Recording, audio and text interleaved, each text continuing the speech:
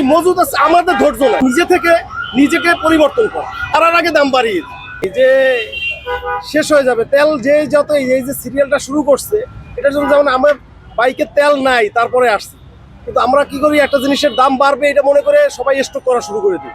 এটার দ্বারা তো সম্ভব না যে ব্যতিক্রম করা।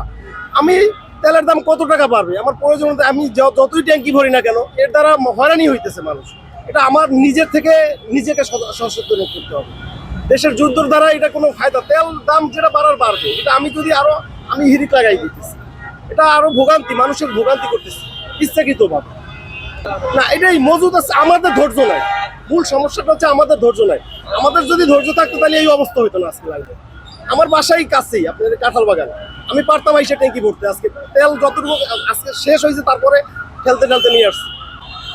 এটা হচ্ছে যে প্রত্যেকটা নাগরিকের উচিত নিজে থেকে নিজেকে পরিবর্তন করা। যতদিন পর্যন্ত না হবে ততদিন পর্যন্ত আমাদের দেশের পরিবর্তন হবে অসম্ভব না।